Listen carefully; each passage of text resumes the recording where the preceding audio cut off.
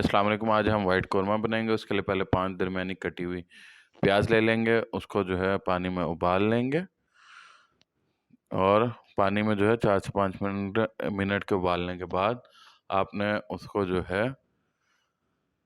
Blend कर stand कर लेना है। स्टेन करने के बाद उसको जूसर में डालकर ब्लेंड कर लेना है ताकि आपकी ग्रेवी के लिए पेस्ट जो है तैयार हो जाए।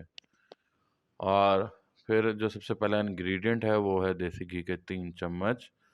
फिर उसके बाद जो है अदरक लहसुन की पेस्ट आधा खाने का चम्मच। फिर उसके बाद 1.5 kg चिकन के बाद दही 150 ग्राम। फिर नमक हस्बे जायका, काली मिर्च आधा खाने का चम्मच।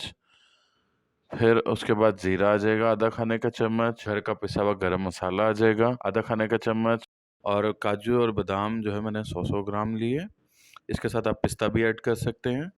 एंड पे 100 ml क्रीम आ जाएगी। अब हम पैन में सबसे पहले घी ऐड करेंगे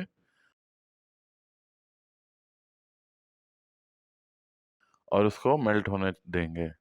जब वो मेल्ट हो जाएगा तो अदरक लहसुन की पेस्ट डाल देनी है ताकि हल्का सा जो है उसको ब्राउन कर लेंगे। और फिर उसके बाद जो है अपने चिकन को ऐड कर लेंगे और उसको 2 से 3 मिनट के लिए पका लेंगे।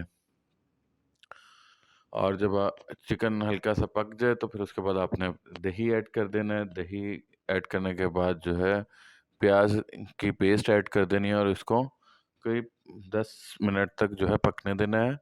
और फिर उसके बाद जो है अपना नमक ऐड करना है। नमक ऐड करने के बाद जो है साथ ही पिसी हुई काली मिर्च को ऐड कर लेना है। और फिर उसके बाद ज़ीरा ऐड कर लेना है।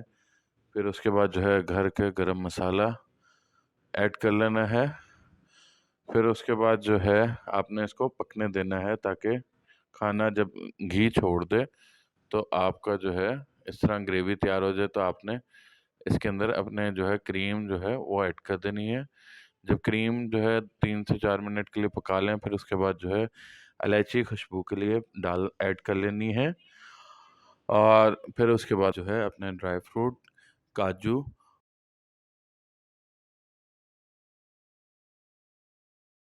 और बादाम ऐड करने हैं। अगर पिस्ता ऐड करना चाहें तो वो भी ऐड हो सकता है।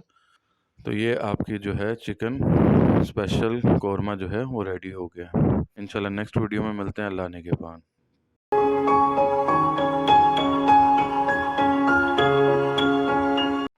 जी अस्सलाम